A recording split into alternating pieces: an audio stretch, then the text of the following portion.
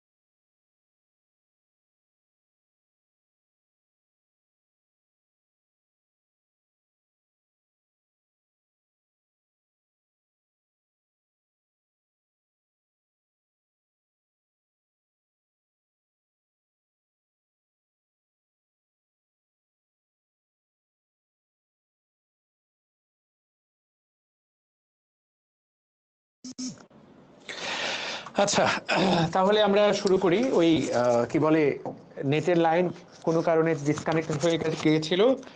মাত্র বোধহয় 10 সেকেন্ডের মতো নেটের লাইন অফ ছিল, তাতেই পুরো ক্লাস কেটে গেছে। মানে রিকানেকশনের সময় দিবে না, দেয় নাই আর কি। তো এই জন্য এই ঝক্কি ঝামেলাটা পোহাতে হলো। অনেকেই আজীবনের জন্য এই ক্লাস থেকে হারিয়ে গেল। ও আর কোনোদিন এই ক্লাসে ফেরত আসতে পারবে না, কারণ ও ভাববে ক্লাস শেষ। তো আমরা তাহলে চলো শুরু করি। আমাকে সবাই দেখতে পাচ্ছ, আশা করি সবাই শুনতে পাচ্ছ। কোথাও কোনো অসুবিধা আছে? সব ঠিক আছে না? পরিবেশটা সুন্দর আছে কিনা সবাই বলো। জহিরুল ইসলাম, অল ডান। ওকে জি ভাই, সব সব ক্লিয়ার। তাহলে গ্লাইকোলাইসিসের এটা পুরোটা পড়াই দিলাম। এখান থেকে তোমার পরীক্ষায় প্রশ্ন আসতে পারে। ক্রেবস চক্র থেকে কি প্রশ্ন আসবে? ক্রেবস চক্রটা পড়াইতে হবে একটু। ক্রেবস চক্র থেকে কয়েকটা প্রশ্ন আসবে তোমার পরীক্ষার জন্য। প্রথম কথা হচ্ছে, ক্রেবস চক্র কোথায় ঘটে? ক্রেবস চক্র ঘটে মাইটোকন্ড্রিয়ায়। ক্রেবস চক্র থেকে 4 থেকে 5টা এমসিকিউ আমি দাগাই দিচ্ছি, যে কথাগুলো তুমি পরীক্ষায় অবশ্যই অবশ্যই আসবে। তুমি যখন প্রশ্ন সলভ করতে যাবা, দেখবা এই কথাগুলো ঘুরে ফিরে বারবার করে বারবার করে বলা হচ্ছে। তো তুমি এই জায়গায় তাকায় দেখো, এই যে তৃতীয় ধাপের নাম ক্রেবস চক্র, পরীক্ষার জন্য অত্যন্ত গুরুত্বপূর্ণ। ক্রেবস চক্রের অপর নাম কি? সাইট্রিক অ্যাসিড চক্র। ক্রেবস চক্রের প্রথম এবং ক্রেবস চক্রের আরেকটা নাম আছে, সেটার নাম কি? টিসিএ চক্র। এই জায়গায় লেখা আছে ক্রেবস চক্রকে সাইট্রিক অ্যাসিড চক্র বলা হয়। এগুলা কেন সেটা আমরা খুব দ্রুততার সাথে জানবো, অত্যন্ত গুরুত্বপূর্ণ। দেখো, এটার অপর নাম টিসিএ চক্র। ইহাই পরীক্ষায় আসবে। টিসিএ চক্র বা সাইট্রিক অ্যাসিড চক্র সবগুলাই মূল কথা। এটা খ মার্কের প্রশ্নে আসতে পারে, ওই যে 2.5 মার্কের জন্য। এই যে দেখো, ক্রেবস চক্র এটা একটা চক্র। এই চক্রটা যখনই চলবে, চক্র মানে ঘড়ির কাঁটার মতো। ঘড়ির কাঁটা যেমন ঘুরতে ঘুরতে আবার 12তে ফেরত আসে, এটাও একইভাবে শুরু হবে অক্সালো অ্যাসিটিক অ্যাসিড দিয়ে। দেখো, অক্সালো অ্যাসিটিক অ্যাসিড। এই অক্সালো অ্যাসিটিক অ্যাসিড কয় কার্বন বিশিষ্ট? 4 কার্বন বিশিষ্ট। এই অক্সালো অ্যাসিটিক অ্যাসিড ক্রেবস চক্রে সবসময় বসে থাকে, এবং পুরো চক্র শেষ হওয়ার পর এটা আবার তৈরি হয়। এই জন্য অক্সালো অ্যাসিটিক অ্যাসিডকে বলা হয় আবাসিক অণু। অক্সালো অ্যাসিটিক অ্যাসিডকে কি বলা হয়? আবাসিক অণু। কারণ পুরো চক্র যতবার চক্রটা শুরুও করবে, আবার পুরো চক্র শেষে আবার উৎপন্ন হবে। অক্সালো অ্যাসিটিক অ্যাসিডকে আবাসিক অণু বলা হয়। বাইরে থেকে আসে কে? বাইরে থেকে আসে অ্যাসিটাইল কোয়ে। তোমাদের মনে আছে পাইরুভিক অ্যাসিড থেকে অ্যাসিটাইল কোয়ে তৈরি হয়, যার কিনা 2টা কার্বন থাকে। তাহলে 4 কার্বন বিশিষ্ট অক্সালো অ্যাসিটিক অ্যাসিড এবং 2 কার্বন বিশিষ্ট অ্যাসিটাইল কোয়ে একসাথে যুক্ত হয়। এই একসাথে যুক্ত হয়ে তারা তৈরি করে 6 কার্বন বিশিষ্ট সাইট্রিক অ্যাসিড। তাহলে 6 কার্বন বিশিষ্ট 6 কার্বন বিশিষ্ট সাইট্রিক অ্যাসিড তৈরি করে। ইহা আমাদেরকে জানতে হবে, ইহা আমাদেরকে পারতে হবে। এটা অত্যন্ত অত্যন্ত অত্যন্ত গুরুত্বপূর্ণ, খুবই গুরুত্বপূর্ণ। এই যে সাইট্রিক অ্যাসিড, এটার মধ্যে 3টা কার্বক্সিলিক মূলক থাকে। 3টা কার্বক্সিলিক মূলক, 1 2 3, 3টা কার্বক্সিলিক মূলক থাকে। 3টা কার্বক্সিলিক মূলক থাকার জন্য এটাকে ট্রাই কার্বক্সিলিক অ্যাসিড বা TCA acid, try carboxylic acid বলা হয়। এখন দেখো, নাম 3টা, যেহেতু এটার প্রথম স্থায়ী পদার্থ, এই যে দেখো, এটাকে বলা হয় প্রথম স্থায়ী পদার্থ। প্রথম স্থায়ী, এটাকে বলা হয় প্রথম স্থায়ী পদার্থ। আচ্ছা, তো ক্রেবস চক্রের প্রথম স্থায়ী পদার্থের নাম সাইট্রিক অ্যাসিড। তো সাইট্রিক অ্যাসিড চক্রকে আমরা বলবো প্রথম, সাইট্রিক অ্যাসিডকে বলবো প্রথম স্থায়ী পদার্থ। এটার অপর নাম ট্রাইকার্বক্সিলিক অ্যাসিড, সেই জন্য পুরো চক্রটাকে সাইট্রিক অ্যাসিড চক্র বলা হয়, বা টিসিএ চক্র বলা হয়, বা ক্রেবস চক্র বলা হয়। দেখো ক্রেবস চক্রের মোট নাম কয়টা? জিনিস একটা, ক্রেবস চক্র, কিন্তু এর নাম মোট 3টা।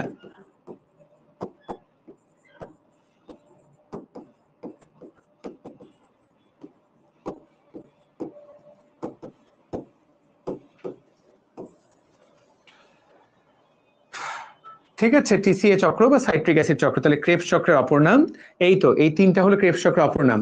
ক্রেবস চক্রের আবাসিক অণুর নাম কি? সবাই উত্তর করো তো, কাকে কাকে পড়ালাম? ক্রেবস চক্রের আবাসিক অণুর নাম কি? সবাই নামটা বলো তো, যারা ক্লাস করলা। আবাসিক অণু কি নাম বলো তো?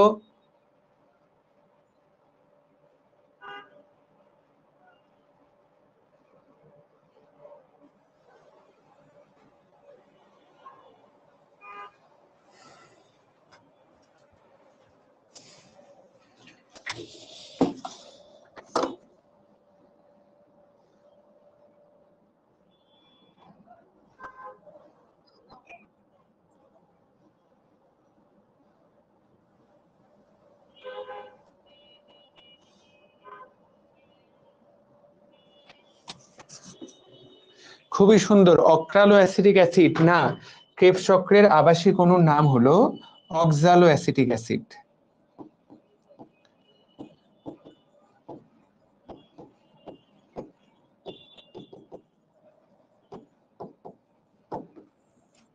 এইটাই তুমি পরীক্ষায় বারবার পাবা। ক্রেবস চক্র টপিকটা থেকে পরীক্ষায়, ক্রেবস চক্র টপিকটা থেকে পরীক্ষায় ইহাই আসবে। ঠিক আছে, বুঝাতে পারলাম? আচ্ছা, তো সুন্দর। এখন ক্রেবস চক্র থেকে কি ভাইয়া জাহাঙ্গীরনগর বিশ্ববিদ্যালয়ে ক্রেবস চক্রটা পড়তে হয়, কিন্তু অন্য কোনো বিশ্ববিদ্যালয়ে কখনোই ক্রেবস চক্র থেকে পরীক্ষায় প্রশ্ন আসবে না। তো জাহাঙ্গীরনগরের প্রশ্ন বরাবর মেডিকেলের চেয়েও কঠিন হয়। তো আমি তোমাদেরকে কাউকে ক্রেবস চক্রটা পুরোটা পড়তে বলবো না। সত্যি কথা হলো, ক্রেবস চক্র পড়ে তোমার খুবই কষ্ট হবে আসলে। বুঝতে পেরেছি। তারপরও অনেক সময় ক্রেবস চক্র থেকে প্রশ্ন দিয়ে দেয়, বিভিন্ন ভার্সিটিতে দিয়ে দেয়, কারণ ক্রেবস চক্র একটা নামেই তো বিখ্যাত। তো এখান থেকে অনেক সময় প্রশ্ন দিয়ে দেয়। তো আমি জাস্ট অল্প একটু পড়তে বলবো। দেখো তো, রেডি, 1 2 3, খালি নামগুলো, মেইন কথাগুলো বলতে বলবো। সাইট্রিক অ্যাসিডকে মনে আমরা লিখবো এরকম, এই যে দেখি তো, সাইট্রিক অ্যাসিড দেখো, ক্যান, তুমি লিখে রাখো ক্যান, সাইট্রিক অ্যাসিডের পাশে ক্যান। আই, আই মানে আইসোসাইট্রিক, ক্যান আই। তারপরে দেখো alpha keto glutaric acid, can I ask, can I ask, এভাবে লিখে রাখো। তো আগে লিখো, লিখে দেখো, some, super, fantastic, can I ask some super fantastic, medical, malic, medical,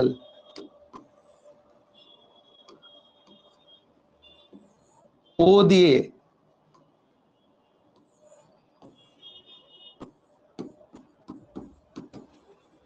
ভাইয়া এটা কেন পড়ালেন? কারণ ওই যে পরীক্ষায় আসবে, কেউ না কেউ তো পড়তে চায়, সবাই যদি নাও পড়তে চায়, কেউ না কেউ তো এটা পড়তে চায়। তো দেখো, ক্যান, সি দিয়ে citric acid, I, isocitric acid, I দিয়ে isocitric, ask, alpha keto glutaric acid, some, succinic acid, super, succinyl CoA, fantastic, fumaric acid. শুধু না প্রথম অক্ষরটা মনে রাখলেই হয়, super fantastic, super fantastic, medical মানে malic, can I ask some super fantastic medical optimist. তাহলে that's all, can I ask some super fantastic medical optimist, can I ask some super fantastic medical optimist. ইহা আমাদেরকে মনে রাখতে হবে, এইটা আমাদেরকে মনে রাখতে হবে ইনশাআল্লাহ, ইনশাআল্লাহ। ঠিক আছে, কথাটা কি ক্লিয়ার? পারবো ইনশাআল্লাহ। তাহলে সবাই দেখো তো, লিখে সবাই বইয়ের মধ্যে লিখে নাও, লিখে এখান থেকে প্রশ্ন কিভাবে আসবে, নিচে কোন পদার্থটা ক্রেবস চক্রে তৈরি হয় না, ক্রেবস চক্রে উৎপন্ন পদার্থগুলোর নাম। ভাই এটার এনজাইম গুলো কি পড়বো না? ঢাকা বিশ্ববিদ্যালয়ে দেখেন তো ভাইয়া, এই এনজাইমটা এসেছে 2022-23 সালে। এই যে দেখো, সাইট্রিক অ্যাসিড থেকে আইসোসাইট্রিক অ্যাসিড বানাইতে কোন এনজাইম লাগে। তার মানে দেখো কত গভীর ভাবে। তো কয়েকটা বিখ্যাত যেগুলো পরীক্ষায় আসে সেই কয়েকটা পড়তে বলবো আমি। তো সাইট্রিক অ্যাসিড থেকে আইসোসাইট্রিক বানাইতে অ্যাকোনিটেজ এনজাইম, এটা যেহেতু পরীক্ষায় আসছে, এটা ঝাড়া মুখস্থ করো। কিন্তু ভাই সবগুলাই কি পড়মু? এতগুলা পড়তে গেলে তুমি আসলে হারায় চলে যাবা, বুঝাতে পারলাম? তো মূলত ব্যতিক্রম গুলো আসে, ব্যতিক্রম যেমন এইটা একটা ব্যতিক্রম, দেখো অ্যাকোনিটেজ এনজাইমটার নামটাই হলো অ্যাকোনিটেজ। আর বাকিগুলা কি ভাই তাহলে অতটা ব্যতিক্রম না? বাকিগুলো একটু বুদ্ধি করে নিবা, একটু দেখায় দেখো। এই যে দেখো তো, আইসোসাইট্রিক অ্যাসিড থেকে আলফা কিটো গ্লুটারিক অ্যাসিড তৈরি করতে কোন এনজাইম ব্যবহৃত হয়? এনজাইমের নামের মধ্যেই যার উপরে কাজ করবে সেটার নাম দেওয়া থাকবে, দেখো আইসোসাইট্রেট ডিহাইড্রোজিনেস। তারপর আলফা কিটো গ্লুটারিক অ্যাসিড, দেখো তো এনজাইমটার নাম কি? আলফা কিটো গ্লুটারেট, দেখো নামের মধ্যেই দেওয়া। যেই এনজাইমটার কথা বলবা ওই এনজাইমটা কিন্তু ওর মধ্যেই দেওয়া আছে, দেখো সাকসিনাইল কোয়ে, সাকসিনাইল সিনথেটেস, ও যার উপরে কাজ করবে তার নামটা দেওয়া। তারপরে দেখো সাকসিনিক অ্যাসিডের উপরে কাজ করবে সাকসিনেট ডিহাইড্রোজিনেজ। তারপরে দেখো ফিউমারিকের উপরে কাজ করবে কি? ফিউমারেজ। তারপরে ম্যালিকের উপরে কাজ করবে কি? ম্যালেট। সব কি দেখতে পাচ্ছ? তার মানে যার উপরে কাজ করবে তার নামটা তো দেওয়া। একমাত্র ব্যতিক্রম যার সাথে নামের কোনো মিল নাই, তার নামটা কি? তাকায় দেখো, তার নাম হলো অ্যাকোনিটেজ, এই হলো তার নাম। এইটা একটা ব্যতিক্রম। আর আরেকটা ব্যতিক্রম হলো প্রথম বিক্রিয়ায় এই যে অক্সালো অ্যাসিটিক অ্যাসিড মানে ওয়া আর কোএনজাইম এ মানে কোয়া, ওয়া প্লাস কোয়ার যে বিক্রিয়া হয়, কোয়া প্লাস ওয়ার যে বিক্রিয়া, এই বিক্রিয়াতে যে এনজাইমটা ব্যবহৃত হয় তার নাম সাইট্রেট সিনথেস। দেখো আমরা এতক্ষণ ধরে কি পড়লাম, ধরো এ থেকে বি তৈরি হয়, তাহলে এনজাইমের নামটা হবে এর সাথে এজ লাগানো। বি থেকে সি তৈরি হয়, এতক্ষণ তুমি কি পড়লা? এই যে এখানে এনজাইমের নামটা হবে, এনজাইমের নামটা হবে বি এর সাথে এজ লাগানো। এইরকম মানে বি থাকবে তার সাথে একটা এজ দেওয়া থাকবে। কিন্তু প্রথমটা আর এটা ব্যতিক্রম। দেখো এই যে সাইট্রেট সিনথেস যা উৎপন্ন হবে তার নামটা দেওয়া। তো এই দুইটা হলো একটা ব্যতিক্রম। আমরা কি বুঝতে পেরেছি? কথাটা পারবো? তাহলে ভবিষ্যতে যদি এখান থেকে এরকম এমসিকিউ আসে তাহলে পারবা কিনা? ঢাকা বিশ্ববিদ্যালয়ের প্রশ্ন নাম্বার 3, সবাই উত্তর দাও তো। ঢাকা বিশ্ববিদ্যালয়ের প্রশ্ন নাম্বার 3, সবাই উত্তর দাও। ভাইয়েরা, এগুলা কিন্তু এই একটা প্রশ্ন তোমাকে অন্য সবার চেয়ে এগিয়ে দিতে পারে। মাত্র একটা প্রশ্ন সবার চেয়ে অন্য, ওয়া প্লাস কোয়া। ঠিক আছে, হ্যাঁ। ওকে, আমার নেট লাইভ কত মিনিট চলে? লাইভ, দুইটা লাইভ একসাথে কেটে আপলোড দিয়ে দিব।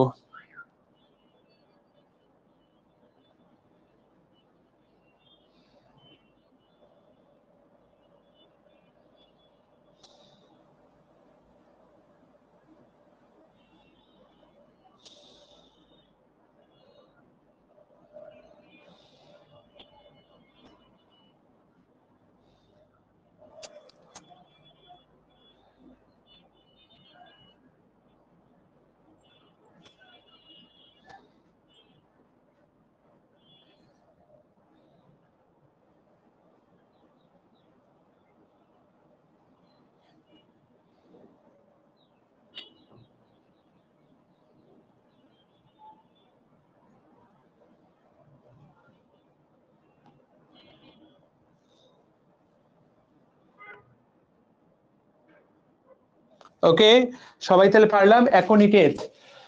আচ্ছা, খুবই সুন্দর, তাহলে অ্যাকোনিটেজ উত্তর করতে পারলা। Wait for a second.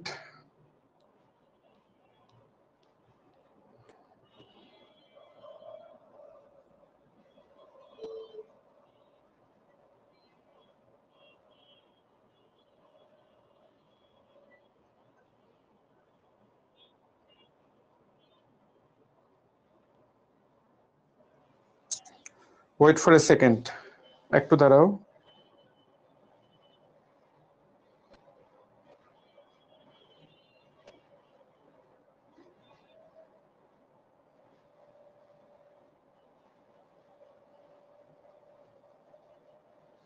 ওকে, পারবো ইনশাল্লাহ। ঠিক আছে, নেক্সট টাইমে ক্লাস দিয়েন না প্লিজ। বাবা তুমি এই সময়টা তাহলে রেকর্ড করো না, এভাবে তো সবার সাথে তো সবসময় টাইম মিলবে না বাবা। আচ্ছা তাহলে পারলাম, আশা করি পারবা। ওকে ওকে ওকে ওকে, 1 আওয়ারের বেশি হয়তো। আচ্ছা সুন্দর, ক্লাস 1 ঘন্টার মতো হয়েছে।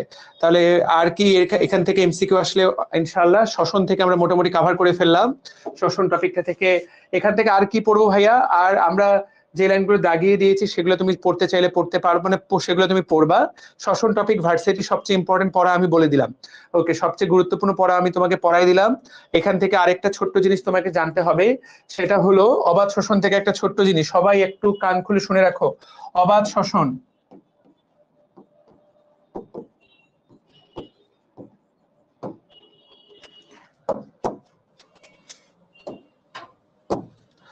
অবাধ শ্বসনের যেটা গুরুত্বপূর্ণ কথা, অবাধ শ্বসনের অবাধ শ্বসনের যেটা গুরুত্বপূর্ণ কথা সেটা হলো যে অবাধ শ্বসনে তোমাকে 2 রকম জিনিস, এটা খুবই ইম্পর্টেন্ট, এটা মনে রাখতে হবে।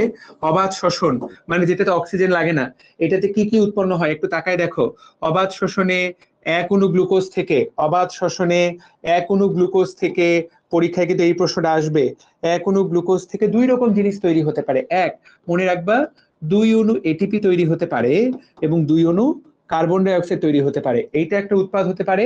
আবার একটা উৎপাদ হতে পারে 2 অণু এটিপি এবং 2 অণু ল্যাকটিক অ্যাসিড উৎপন্ন হতে পারে। ভালো করে তাকাও, একই জিনিস কিন্তু একটু আলাদা।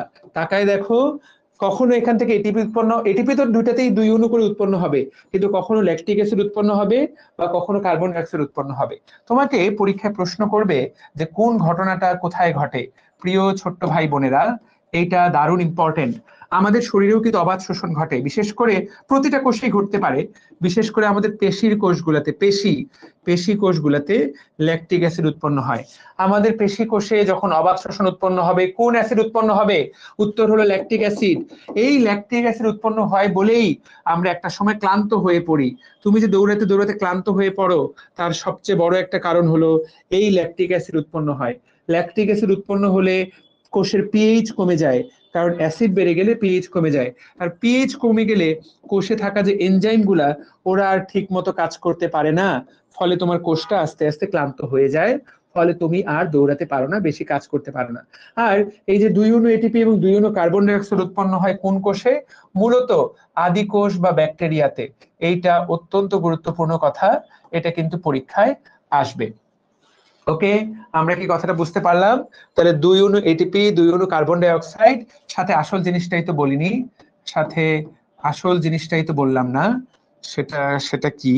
সেটা হলো যে 2 অণু ইথানল। এই বিক্রিয়াটা পুরোপুরি সম্পন্ন হয় নাই, আদি কোষে তো ঘটেই, কিন্তু এর সাথে কি উৎপন্ন হয়? 2 অণু ইথানল বা মদ উৎপন্ন হয়। মদ, যে মদ মানুষ খায়, 2 অণু ইথানল উৎপন্ন হয়। অত্যন্ত অত্যন্ত অত্যন্ত অত্যন্ত অত্যন্ত গুরুত্বপূর্ণ কথা। 2 অণু ইথানল উৎপন্ন হয়, 1 অণু গ্লুকোজ থেকে 2 অণু ইথানল উৎপন্ন হয় কোথায়? এইটাই উৎপন্ন হয় ব্যাকটেরিয়াতে। ব্যাকটেরিয়া বা ইস্টে, ব্যাকটেরিয়া এবং ইস্টে এই বিক্রিয়াটা ঘটে। তো এই বিক্রিয়াটা যখন ব্যাকটেরিয়া এবং ইস্টের শরীরের ভেতরে ঘটবে, তখন এটাকে বলা হবে অবাধ শ্বসন।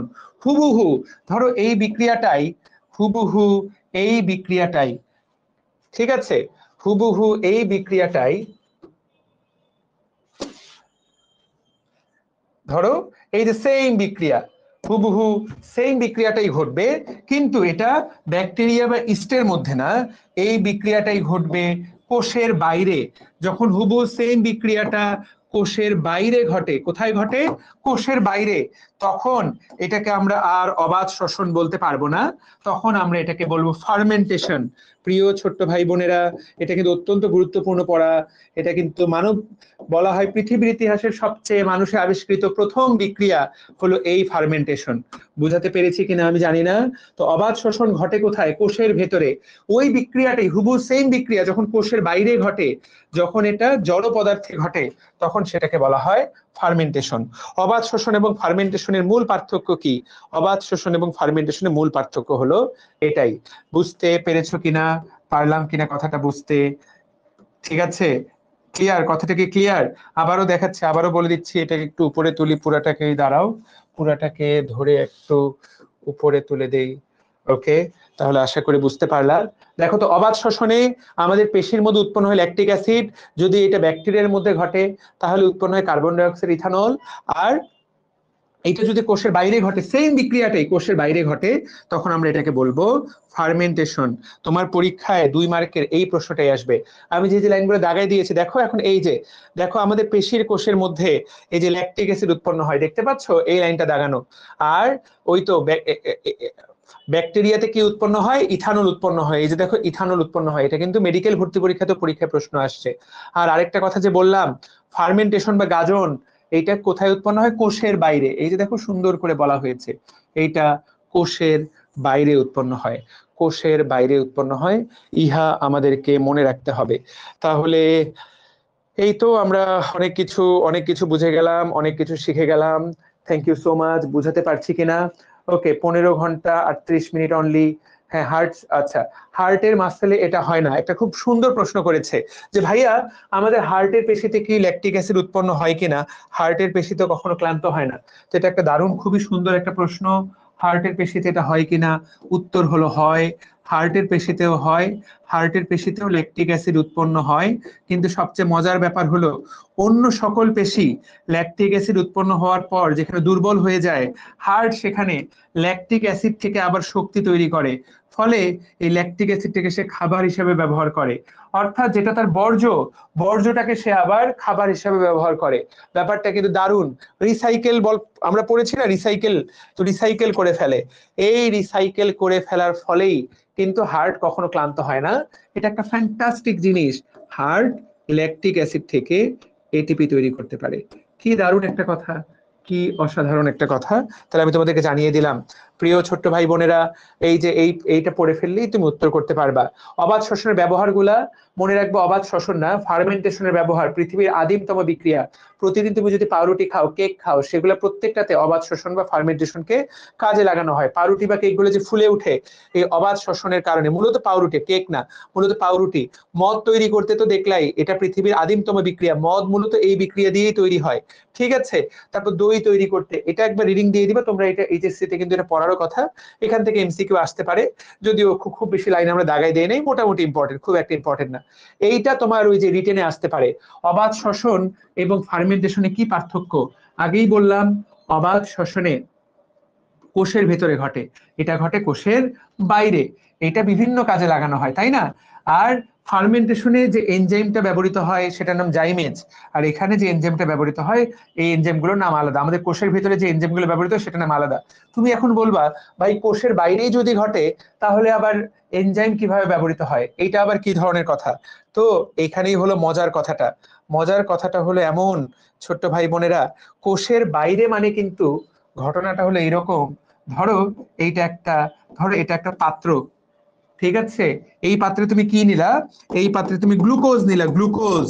এই পাত্রে তুমি এই যে গ্লুকোজ নিলা, গ্লুকোজ। বাজার থেকে তুমি গ্ল্যাক্সোজ ডি কিনে আনলা, বাজার থেকে। তো আশা করি সবাই তোমরা চেনো, বাজার থেকে তুমি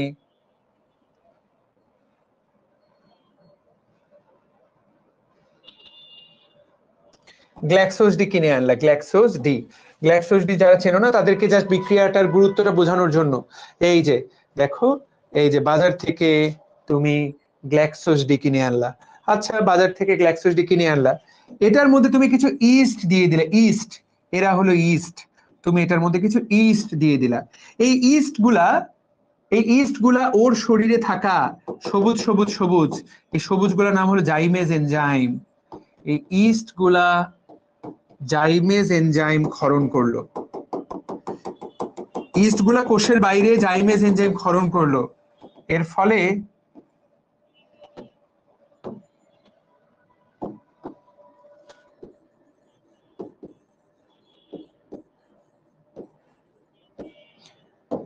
গ্লুকোজটা বদলে হয়ে গেল মদ।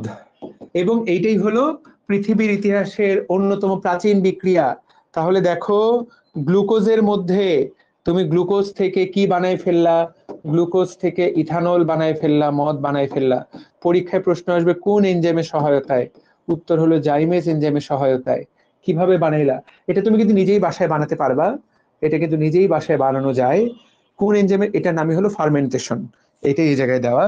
এই যে ছবিটা, এটাই হলো ফার্মেন্টেশন। বোঝাতে কি পেরেছি? ওকে, সুন্দর। আমরা কি কথাটা বুঝতে পারলাম? সুন্দর ভাই, ক্লিয়ার? কথাটা কি ক্লিয়ার? আম্মু জানলে জুতা মারবো? না না, ঠিক আছে, তুমি তো আর মদ পান করবা না, এটা তো হারাম, কিন্তু তুমি জাস্ট, আমি তোমাকে পৃথিবীর আদিমতম বিক্রিয়ার কথা বললাম, তুমি গুগল করো, ইউটিউবে সার্চ দাও, বাসায় কিভাবে মদ বানায়, এভাবেই বানায়। যদিও আমি যে প্রসেস দেখালাম সেইভাবে না, কারণ গ্লুকোজ গ্ল্যাক্সোজ দিয়ে কিনে আনে না, কিন্তু ভাত পচালে, তুমি বাংলা মদের নাম শুনেছো? যে গ্রামের এলাকায় খায় বাংলা মদ বলতে, ভাত পচিয়ে, ভাতটাকে পচানোর পরে ওইখান থেকে যখন ইথানল তৈরি হয়, সেটার নাম হলো বাংলা মদ। বুঝাতে পেরেছি? কেরু তো একটা ফ্যাক্টরি, কিন্তু গ্রাম এলাকায় কিভাবে মদ তৈরি করে? মদ তৈরিতে এই যে কোনো কিছুকে পচানোর পরে পচে গেল, গ্লুকোজটা, শর্করা, ভাতের মধ্যে তো শর্করা আছে, শর্করা থেকে গ্লুকোজ তৈরি হয়, সেটা পচে পচে টচে একদম সেখান থেকে মদ তৈরি হয়। ওইটার মধ্যে যখন ব্যাকটেরিয়া তৈরি হয়, ওই ব্যাকটেরিয়া যখন এই জাইমেস এনজাইম ক্ষরণ করে, ওই ভাতের মধ্যে যখন এই বিক্রিয়াটা হবে, তখনই ভাত থেকে মদ তৈরি হয়। মিষ্টি যে কোনো কিছু যার মধ্যে গ্লুকোজ আছে, তুমি তার মধ্যে এই এনজাইমটা দিয়ে দিলেই সেখান থেকে ইথানল উৎপন্ন হবে। ব্যাপারটা কিন্তু দারুণ। বুঝাতে পেরেছি? সেই জন্য যে কোনো ফ্রুট থেকে এক এক রকম ইথানল তৈরি করা হয়। কেন ভাইয়া? ওই বিভিন্ন ফল, দেখো তুমি যে তাকায় দেখো, এই বিক্রিয়াটা, পাওয়ারটা দেখো, কোটি কোটি টাকার, পৃথিবীতে হাজার কোটি টাকা একটা বিক্রিয়া দিয়ে তারাই আছে।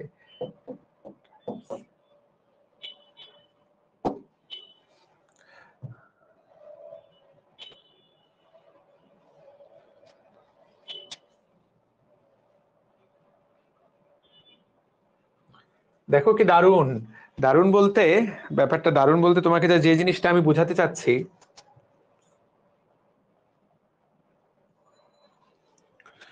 মানে মানুষ একটা সিঙ্গেল বিক্রিয়াকে দেখো কোন কি পর্যায়ে নিয়ে গেছে। সেটা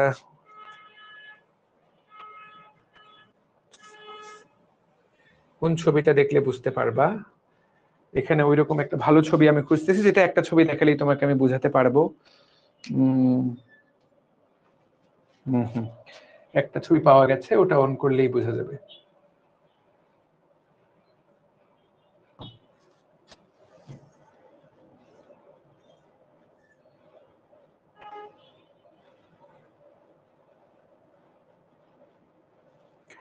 আচ্ছা,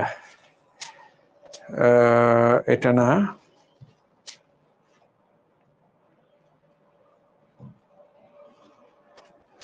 ওকে, ঠিক আছে। এই যে তাকায় দেখো, দেখো এখানে 3 রকমের মদ তৈরি করেছে। একটা তৈরি করা হয়েছে এই ফল থেকে, একটা তৈরি করা হয়েছে এই ফল থেকে, একটা তৈরি করা হয়েছে এই ফল থেকে। তুমি যে কোনো ফল বলো, তুমি দেখবা সেটার মদ আছে। এর মানেটা কি? ওই ফলের মধ্যে এই এনজাইমটা দিয়ে দিবা, ওটা আলটিমেটলি মদে পরিণত হবে। তো প্রত্যেকটা মদের স্বাদ আলাদা, যারা খায় তারা বলতে পারবে। তো প্রত্যেকটা মদের স্বাদ আলাদা, এক একটা মদ থেকে এক একভাবে তৈরি করা হয়। যত মদ আছে, এই যে দেখো যত মদ আছে, তুমি সবগুলা, প্রত্যেকটা থেকেই তুমি এই যেভাবে পচিয়ে পচিয়ে তৈরি করতে পারবা। বুঝাতে পারলাম? শ্যাম্পেন বা বার্লি পচিয়ে পেয়ার হয়, হ্যাঁ এটাই হলো কথা। দেখো কিন্তু বিক্রিয়া কিন্তু এইটাই, মেইন বিক্রিয়া কোনটা? মেইন বিক্রিয়া এইটা, কারণ প্রত্যেকটা ফলের মধ্যে থাকে শর্করা, শর্করার মধ্যে থাকে গ্লুকোজ, গ্লুকোজ দিয়ে তুমি জাইমেজ এনজাইম দিবা, ওখান থেকে মদ তৈরি হবে। এমনকি শুধু মদ না, এই যে বার্লি তৈরি, তুমি যে কোনো শর্করা জাতীয় খাবার থেকেই তৈরি করতে পারবা। তো এই জিনিসটা তোমাকে আমি জানিয়ে দিলাম। এই টপিকটা তাহলে তুমি ইনশাল্লাহ বুঝে গেলা। টপিকটা আশা করি শেষ। তোমাদেরকে একটা মজার জিনিস পড়াতে চাইলাম আর কি, কালকে সবাই ট্রাই করিও। হ্যাঁ না, কালকে কেউ ট্রাই করিও না। আর এখান থেকে কয়েকটা এমসিকিউ আসতে পারে। শ্বসনিক কোষেন্ট মানে কি? শ্বসনিক কোষেন্ট মানে এই বিক্রিয়াতে যে কয়টা কার্বন ডাই অক্সাইড উৎপন্ন হয় এবং যে কয়টা অক্সিজেন ব্যবহৃত হয়, যে কয়টা কার্বন ডাই অক্সাইড উৎপন্ন হয় এবং যে কয়টা অক্সিজেন ব্যবহৃত হয়, এইটার যে তুলনা, এইটার যে অনুপাত, এই অনুপাতটাকে বলা হয় শ্বসনিক কোষেন্ট। আর কিউ, এক অণু গ্লুকোজ থেকে এটিপি তৈরি করতে 6 অণু অক্সিজেন লাগে, 6 অণু কার্বন ডাই অক্সাইড লাগে, উপরে কার্বন ডাই অক্সাইড নিচে অক্সিজেনের অনুপাতটাকে বলে শ্বসনিক কোষেন্ট। তাহলে যেহেতু 6/6 দুইটারই অনুপাত 1, তাহলে গ্লুকোজের শ্বসনিক কোষেন্ট হলো 1। গ্লুকোজের শ্বসনিক কোষেন্ট গ্লুকোজের শ্বসনিক কোএফিসিয়েন্ট হলো 1, এইটা তুমি জানবা। আর কোনটার কি?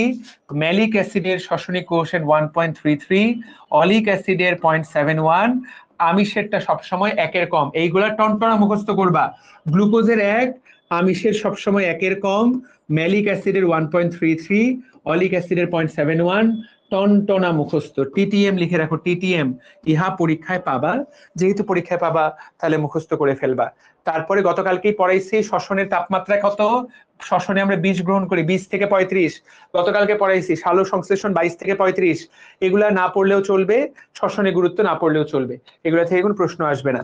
সো আমরা তাহলে শ্বসন টপিকটা শেষ করলাম। ইনশাআল্লাহ পারবা। শ্বসন টপিকের বেশিরভাগ পড়াই তোমাকে আমি পড়াই দিয়েছি। মূল আইডিয়া বেশিরভাগ পড়ানো তোমাকে পড়ানো হয়ে গেছে। তুমি এখন বিগত বছর প্রশ্ন সলভ করলে দেখবা বেশিরভাগই কথাই পারছো। এটা আমার একটা প্রিয় প্রশ্ন। দেখি গতকালকে অনেক সুন্দর করে ছবি এঁকেও দিয়েছি। এই প্রশ্নের উত্তর দাও। 48, এটা আমার প্রিয় একটা প্রশ্ন। বারবার আমি পোলাপানকে প্রশ্ন করি, অনেকেই তারপরে এটা খেয়াল করেন এতবার পড়ানোর পরেও। তুমি বলো তো পারছো কিনা, পারবা কিনা?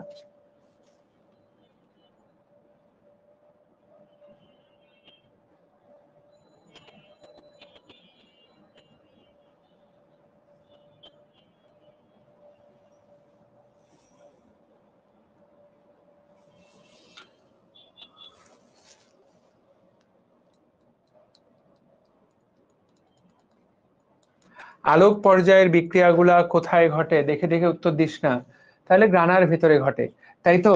খুব ভালো। আজকে যা যা পড়ালাম ইনশাল্লাহ বেশিরভাগই পারবা। ঠিক আছে, সুন্দর। ওকে, লাস্ট ওয়ান। আচ্ছা আচ্ছা আচ্ছা আচ্ছা আচ্ছা আচ্ছা।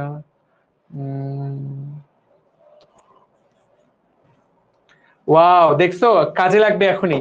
বলো তো 18 বলো, এখনই কাজে লাগবে পড়াটা। 18টা বলো, বলো 18।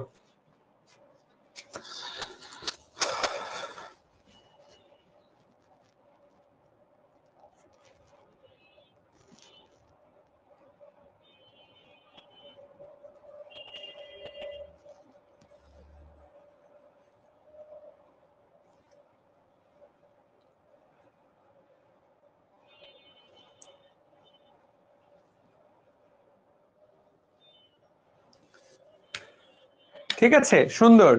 আচ্ছা, সো ফাইন্ড আর অনেক কিছু, এইটা চ্যাপ্টারে পুরোপুরি অনেক কিছু পড়ে ফেললাম। এবার দ্রুততার সাথে লবণ পরিশোষণ এই টপিক থেকে ভার্সিটির জন্য একদম মাত্র 10 মিনিটের পড়া। লবণ পরিশোষণ আসলে পড়তে গেলে মাত্র 10 মিনিটের পড়া, মাত্র 10 মিনিটের পড়া। তুমি যদি পড়তে চাও, দেখো একদম আমি তোমাকে যা যা বলবো তাইতেই পরীক্ষা পাবা। প্রথম কথা হচ্ছে এই চ্যাপ্টারটা জনককে, এই চ্যাপ্টারের জনকই হলো স্টিফেন হেলস। একজন ইংল্যান্ডের ক্রিকেটার আছে হেলস নামে, ওই যে কই হারাই গেল কে জানে। তো এই উদ্ভিদ সারিতত্ত্বের জনক হলো স্টিফেন হেলস। নামটা কষ্ট করে মনে রাখবা। আচ্ছা, নামটা না হয় মনে রাখলা। এবার খনিজ লবণ পরিশোষণ। তোমাকে প্রশ্ন করবে উদ্ভিদের বেঁচে থাকার জন্য কয়টা আয়ন লাগে? তুমি উত্তর দিবা উদ্ভিদের বেঁচে থাকার জন্য 17টা আয়ন লাগে। তোমাদেরকে এখন ভালো করে তাকায় দেখো, ভালো করে দেখো। দেখো এই 17টা আয়নের মধ্যে মাত্র 3টা সিএইচও, এই 3টা সে পায় হলো বাতাস থেকে। তাকায় দেখো, এই 3টা সে পায় বাতাস থেকে, বাকি 14টা সে মাটি থেকে শোষণ করে। তাহলে পরীক্ষায় যদি প্রশ্ন আসে যে 17টার মধ্যে মাটি থেকে পায় কয়টা, তুমি উত্তর দিবা 14টা। কারণ সিএইচ তো সে বাতাস থেকে পায়, সিএইচ তো সে বাতাস থেকে পায়। ওকে, কথা ক্লিয়ার? এরপর তোমাকে প্রশ্ন করবে যে উদ্ভিদ লবণ পরিশোষণ করে কোন দিক দিয়ে? ভাইয়া, মূলের অগ্রভাগের কোষ বিভাজন অঞ্চল দিয়ে। এটা দারুণ ইম্পর্টেন্ট শব্দ। তুমি কিন্তু কয়েকদিন পরে এটা উল্টায় পাল্টায় ফেলবা যদি এটা না বুঝে পড়ো। এই যে এটা হলো উদ্ভিদের শিকড়, এই যে শিকড়, শিকড়ের অগ্রভাগের অঞ্চল কোষ দিয়ে। এইগুলোর দিক সে লবণ শোষণ করে, লবণ। আর তোমাকে প্রশ্ন করবে উদ্ভিদ পানি শোষণ করে কোন দিক দিয়ে? পানি শোষণ করে কিন্তু মূলের রোম থাকে, রোম। এগুলাকে বলে রোম। আমাদের যেমন লোম থাকে ওদের থাকে রোম। আপাতত এইভাবে বুঝো। এই দিক দিয়ে কিন্তু উদ্ভিদ, এই দিক দিয়ে উদ্ভিদ পানি শোষণ করে। তাহলে উদ্ভিদ পানি শোষণ করে কোন প্রক্রিয়ায়? রোমের মাধ্যমে। উদ্ভিদ লবণ পরিশোষণ করে কোন প্রক্রিয়ায়? মূলের অগ্রভাগের কোষ বিভাজন অঞ্চলের মাধ্যমে। আচ্ছা, ঠিক আছে। ওকে, এরপর উদ্ভিদ যে লবণ শোষণ করে, লবণগুলো কিভাবে শোষণ করে? উত্তর হলো আয়ন হিসাবে। পরীক্ষা প্রশ্ন করবে সবচেয়ে দ্রুত শোষণ করে কোন আয়নটা, সবচেয়ে দ্রুত পটাশিয়াম আয়ন এবং নাইট্রেট আয়ন, ইহা আসবেই। সবচেয়ে স্লো শোষণ করে কোনটা, ক্যালসিয়াম এবং সালফেট। তো মনে রাখবা সবচেয়ে স্লো। কেউ যদি জোরে জোরে কাশি দেয়, আমরা বলি না এই ভাই স্লো কাশেন তো, এত জোরে কাইসেন না। তো মনে রাখবা স্লো কাশো, কাশো মানে ক্যালসিয়াম সালফেট। এই তো স্লো কাশো দিয়েই তুমি মনে রাখো, ঠিক আছে?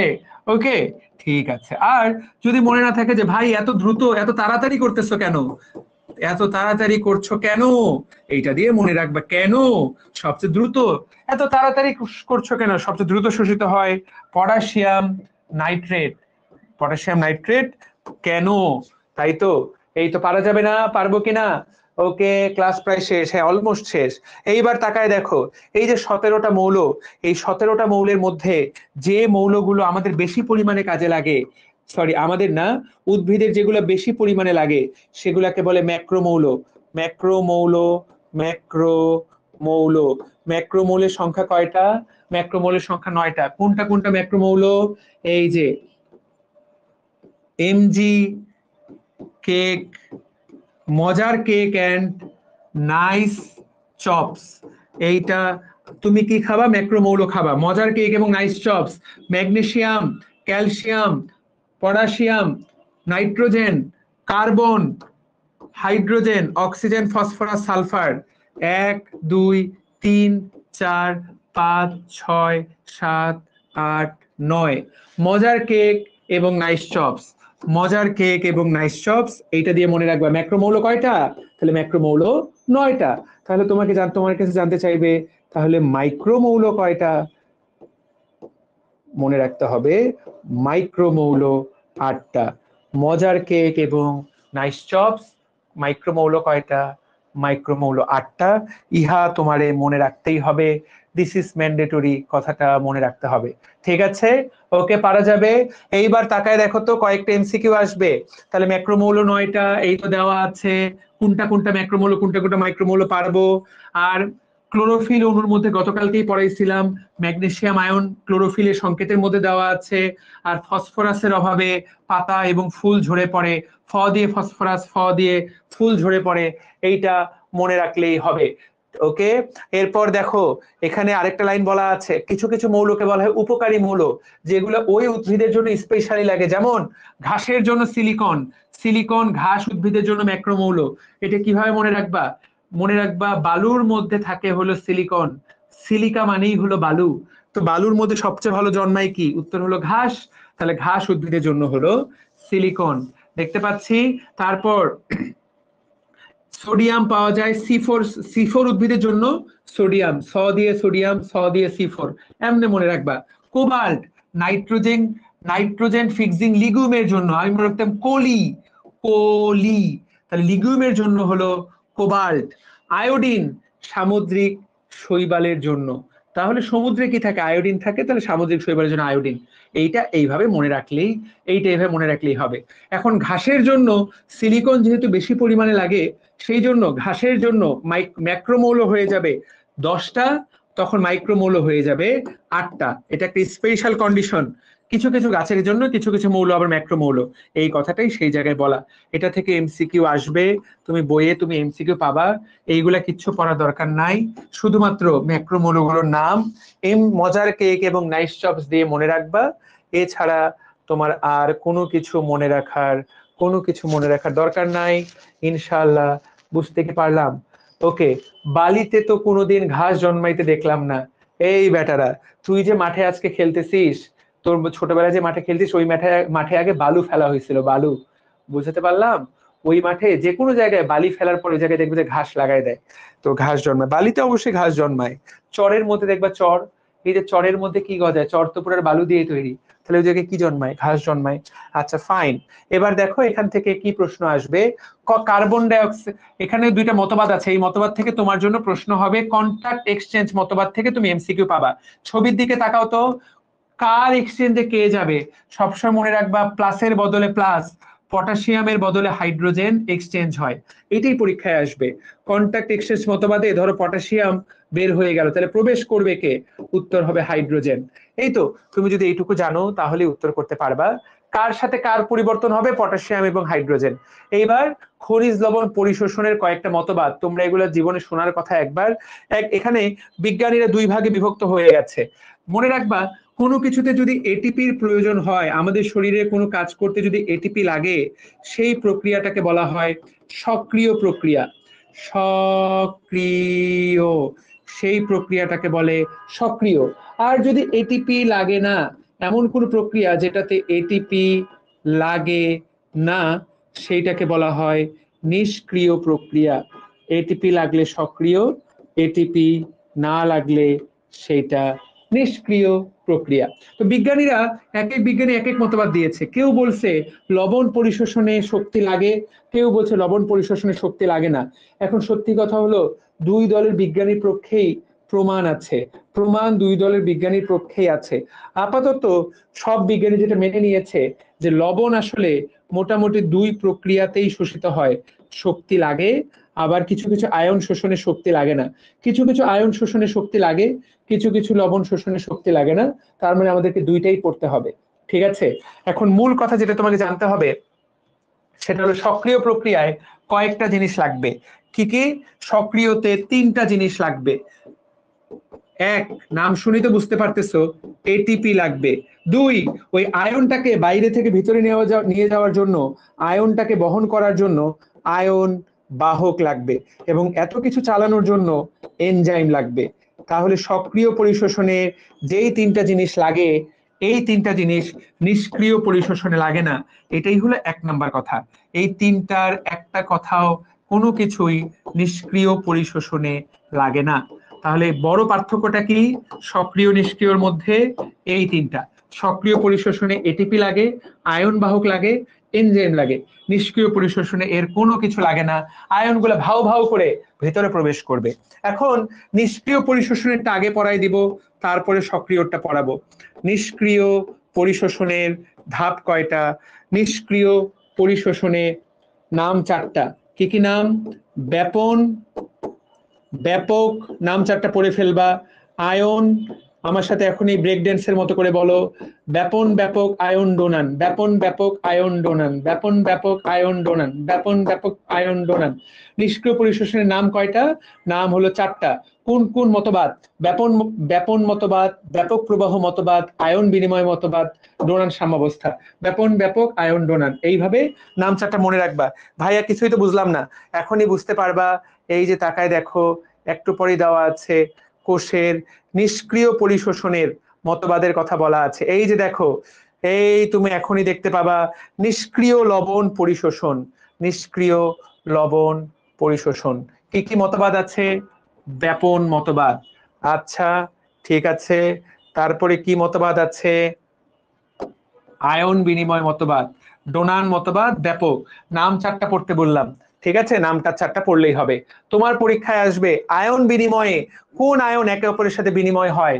মনে রাখবে, চোখের বদলে চোখ, কানের বদলে কান। তার মানে ধনাত্মকের বদলে ধনাত্মক, ঋণাত্মকের বদলে ঋণাত্মক। তাকায় দেখো, হাইড্রোক্সিলের পরিবর্তে ক্লোরাইড, আর হাইড্রোজেনের পরিবর্তে পটাশিয়াম। আবারও পড়াই দিলাম, এটা কিন্তু উল্টাপাল্টা করবা না। অনেকেই দেখা যায় যে হাইড্রোজেনের পরিবর্তে হাইড্রোক্সিল দাগায় দেয়। তাহলে কোন কোন আয়নের বিনিময় হয়? পজিটিভের পরিবর্তে পজিটিভ, নেগেটিভের পরিবর্তে নেগেটিভ আয়নের পরিবর্তন হয়। ডোনান সাম্যাবস্থাটা, এটা অনেক সময় বিভিন্ন পরীক্ষায় আসে, তো এটা জাস্ট একটু দ্রুততার সাথে বলে দেই।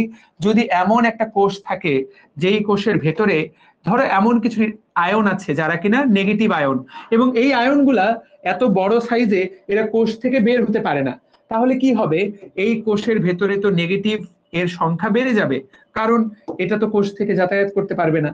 এগুলোকে বলে অব্যাপনযোগ্য ঋণাত্মক আয়ন।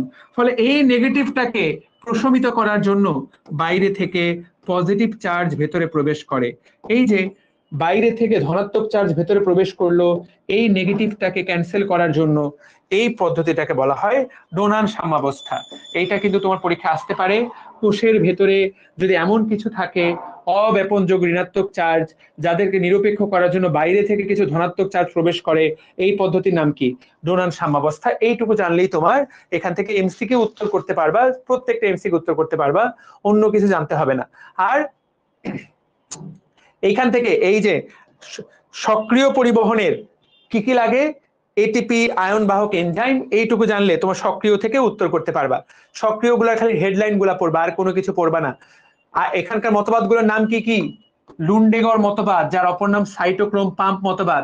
এখানে কোন এনজাইম লাগে 3টা শব্দ পড়বা। লুন্ডেগর মতবাদ, অপর নাম সাইটোক্রোম পাম্প মতবাদ। এনজাইম কি লাগে? এনজাইমের নাম হলো ডিহাইড্রোজিনেস এনজাইম। আর কোনো কিছু পড়ার দরকার নাই, আমার কথা শোনো। হেডলাইন পড়বা শুধু, প্রোটন অ্যানায়ন কো ট্রান্সপোর্ট মতবাদ, শুধু হেডলাইন পড়বা। ভাই এডি কি পড়বো না? না, পড়বা না। তারপর লেসিথিন বাহক ধারণা, এগুলো সবগুলো সক্রিয়। সক্রিয় নাম কয়টা? নামগুলা পড়বা খালি, নাম 3টা। লেসিথিন বাহক, প্রোটন অ্যানায়ন কো ট্রান্সপোর্ট, আর লুন্ডেগর। এই তো, ভর্তি পরীক্ষার জন্য শুধুমাত্র নাম 3টা পড়বা। That will be more than enough, 100% enough ইনশাল্লাহ। তো ডান, বুঝাতে পারছি? ব্যাপন ব্যাপক আয়ন ডোনানের পরে এখান থেকে শেষের 2-1 লাইন পড়বা। সেটা হলো যে সক্রিয় নিষ্ক্রিয় পার্থক্যটা কিন্তু তোমার জন্য অত্যন্ত গুরুত্বপূর্ণ। আমি কিন্তু বলেই দিয়েছি, সক্রিয়তে 3টা জিনিস লাগে, ওই 3টা জিনিস মার্ক করলেই পড়া শেষ। 1 হলো শক্তি লাগে, 2 হলো আয়ন বাহক লাগে, 3 এনজাইম লাগে। এই 3টা জিনিস ওর লাগে না। আর সক্রিয়তে ক্যাটায়ন অ্যানায়ন একই সাথে শোষিত হয়, ওখানে আলাদা, নিষ্ক্রিয়তে আলাদা আলাদা ভাবে শোষিত হয়। তো এই তো মেইন পয়েন্ট কিন্তু এটা, ওর 3টা জিনিস লাগে, ওর 3টা জিনিস লাগে না। That's fine. ভার্সিটির জন্য এর চেয়ে গভীর প্রশ্ন আসলে আসবে না। এটা অনেক সময় দেয়, সবুজ কালারে দাগ দিয়েছি। ক্যালসিয়াম এবং ম্যাগনেসিয়াম পটাশিয়াম আয়নের শোষণকে বাধা দান করে, এই লাইনটা অনেক সময় পরীক্ষা দিয়ে দেয়। জাস্ট এটা কষ্ট করে মনে রাখার চেষ্টা করবে।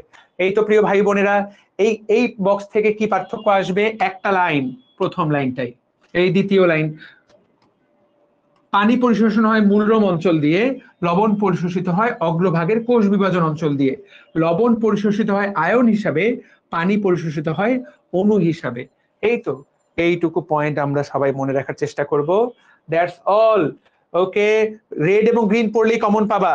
ভার্সিটির জন্য 100% না হোক 80-90% কমন পাবা। রেড এবং গ্রিন পড়ে ফেললেই ইনশাল্লাহ মেইন কমন পেয়ে যাবা, ইনশাল্লাহ ইনশাল্লাহ। ঠিক আছে, রেড এবং গ্রিন দাগানোটা পড়লেই ইনশাল্লাহ হয়ে যাবে। কোন আর বাকিগুলো তো, পড়াগুলো তো আমরা ব্রেনের মধ্যে ঢুকাই দিচ্ছি। ওকে, প্রশোধন কয় রকম? ছোট্টবেলার পড়া। প্রশোধন 3 রকম, পত্ররন্ধ্রীয়, ত্বকীয়, লেন্টিকুলার।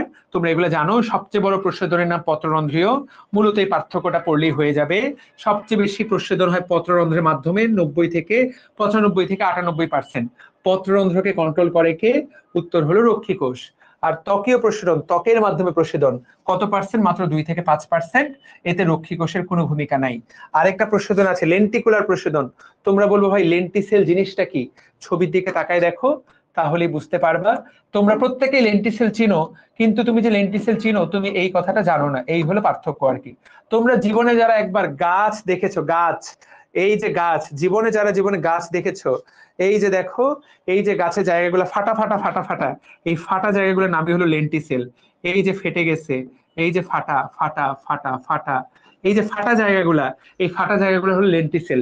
এই লেন্টিসেল দিয়ে বাতাস বের হয়ে যায়, বাষ্পাকারে বাতাস বের হয়ে যায়, এটার নামই লেন্টিকুলার প্রশোধন। তাহলে গাছ যখন সাইডে মোটা হয়, তখন গাছের বাইরে যে চামড়াটা, সেই গাছের বাইরে চামড়া মানে কর্ক টিস্যু, এটা ফেটে যায়। এই ফেটে যাওয়াকেই বলা হয় লেন্টিসেল। কত কিছু তোমাকে আমি জানালাম, কত কিছু বুঝতে পারলা, তাই তো? এইবার পত্ররন্ধ্র, তোমার পরীক্ষায় প্রশ্ন করবে, একটা গাছের পাতার মধ্যে দেখো 1 বর্গ সেন্টিমিটারের মধ্যে 1000 থেকে 60,000 পত্ররন্ধ্র থাকে।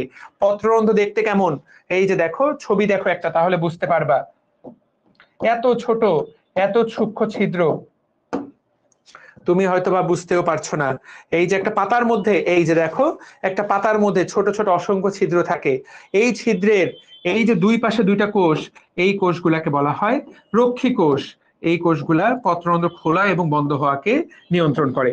তাহলে 1 বর্গ সেন্টিমিটারে কয়টা থাকে সেটা তুমি জেনে গেলা। আর এই কোষগুলাকে বলে রক্ষী কোষ। পত্ররন্ধ্র অফিস করে কয় বেলা? সারাদিনে মাত্র 2 ঘন্টা অফিস করে ঠিকঠাক মতো।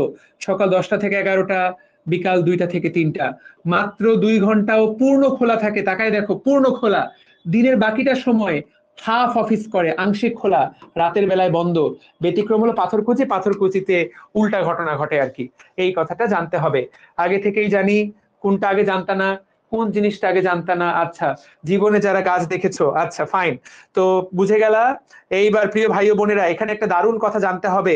এই যে দেখো, খুব গুরুত্বপূর্ণ কথা মনে রাখবা, খোলা আর ফোলা, এই কথাটা মনে রাখবা, খোলা আর ফোলা। তার মানে কি, রক্ষী কোষগুলা যখন ফুলে থাকবে, ফুলে থাকা মানে কি, ফুলে থাকা মানে স্ফীতি, স্ফীতি হলে পত্ররন্ধ্র খুলে যায়। আর রক্ষী কোষগুলা যখন চিকন হয়ে যাবে, তখন পত্ররন্ধ্র বন্ধ হয়ে যাবে। মনে রাখবে, খোলা ফোলা, এই কথাটা কিন্তু অনেক সময় প্যাচ লাগে, এটা কিন্তু পরীক্ষায় দিয়ে দেয়। এই যে দেখো লেখা আছে, রক্ষী কোষগুলা যখন, এই যে রক্ষী কোষগুলো, পত্ররন্ধ্র খুলে যায় কখন, রক্ষী কোষগুলা যখন স্ফীত হয়, এইটুকু মনে রাখলেই হবে। রক্ষী কোষগুলা যখন স্ফীত হয় তখন পত্ররন্ধ্র খুলে যায়, আর রক্ষী কোষগুলা যখন চিকন হয় তখন পত্ররন্ধ্র বন্ধ হয়ে যায়। এই তো, ইহা আমাদেরকে জানতে হবে, ইহাই আমাদেরকে পারতে হবে। ডান। এখান থেকে কি প্রশ্ন হবে সবচেয়ে, তোমার পরীক্ষায় সবুজ দাগটা শুধু পড়বা, শুধু সবুজ দাগ পড়বা, আর কিচ্ছু না। আধুনিক মতবাদ অনুসারে পত্ররন্ধ্র খোলা এবং বন্ধ হওয়াতে কোন আয়ন ভূমিকা পালন করে? Potassium ion. টনটনা মুখস্থ করবা, এটা মেডিকেল ভর্তি পরীক্ষায় আসছিল, আমার ভর্তি পরীক্ষায়। আধুনিক মতবাদ অনুসারে পত্ররন্ধ্র খোলা বন্ধ হয় কোন আয়ন সাহায্য করে? উত্তর হলো পটাশিয়াম আয়ন। এবং কোন আলো সাহায্য করে? উত্তর হলো নীল আলো।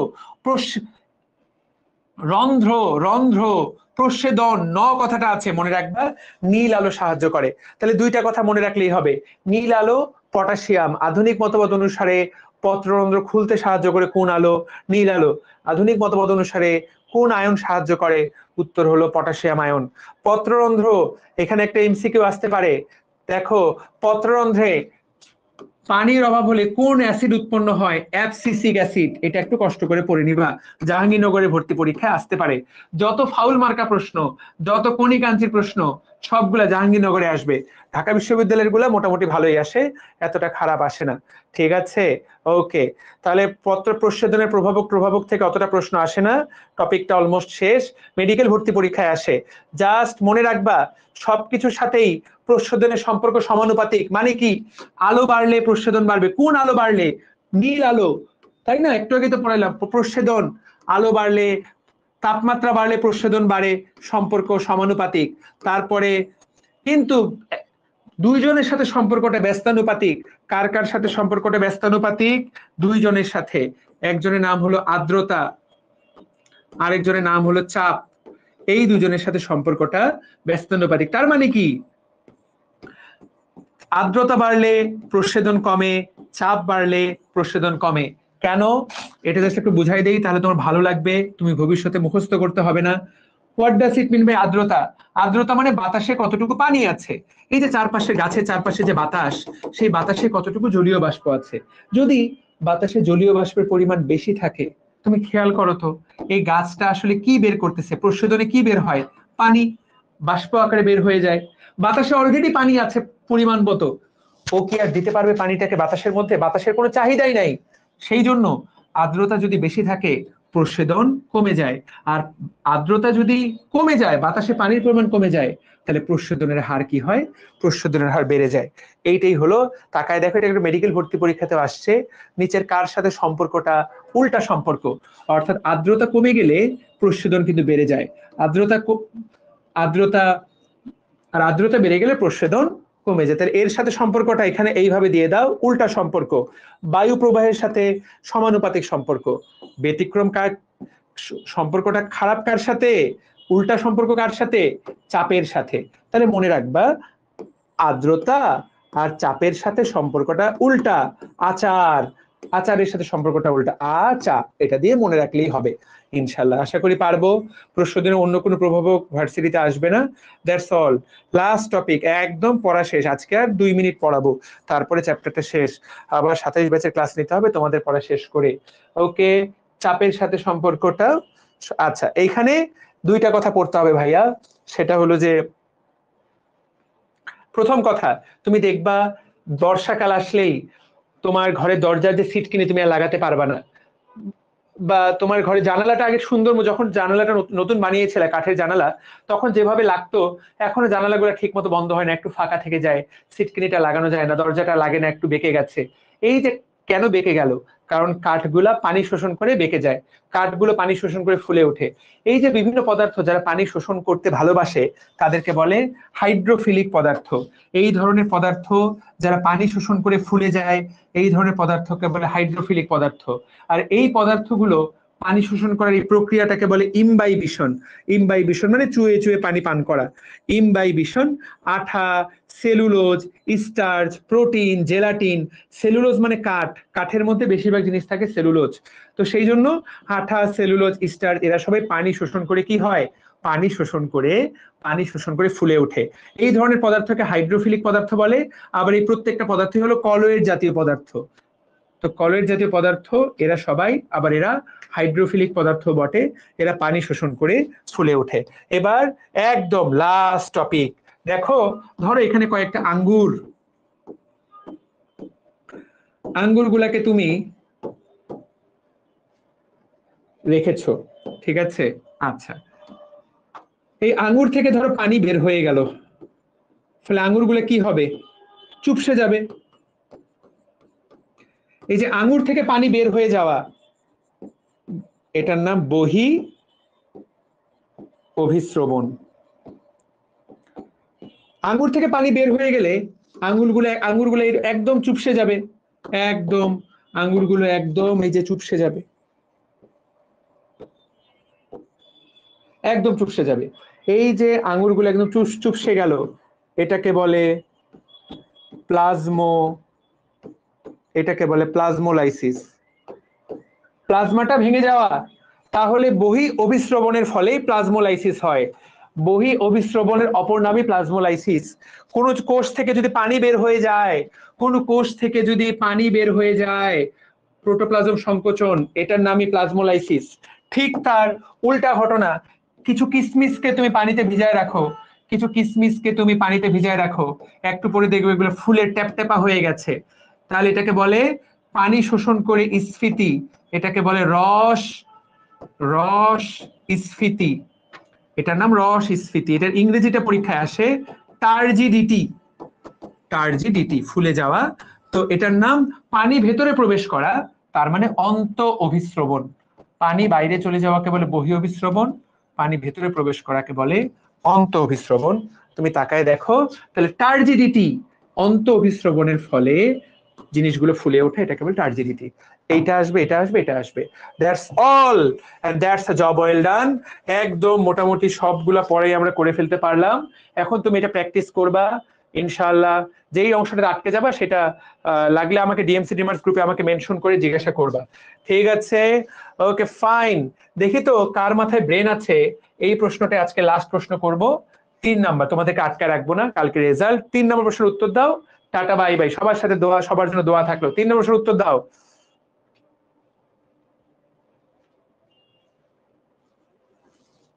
একদিন এমসিকিউ এর উপরে ক্লাস নিয়েন। তাহলে এতক্ষণ ধরে কি নিলাম? এমসিকিউর উপরে যদি এই চ্যাপ্টারে ক্লাস নিতে হয় তাহলে এতক্ষণ ধরে কি নিলাম?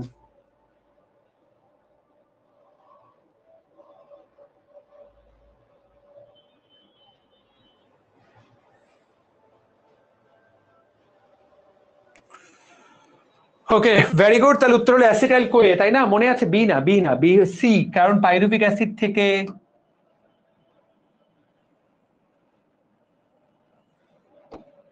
অ্যাসিটাইল কোয়েটাই মূলত ক্রেবস চক্রে যায়। উত্তর হলো সি। এটা বই পড়লেও জানতে পারবে, দাগানো লাইনে আমরা সুন্দর করে দাগিয়ে দিয়েছি। সবার জন্য মন থেকে দোয়া থাকলো, মন থেকে দোয়া থাকলো, মন থেকে দোয়া।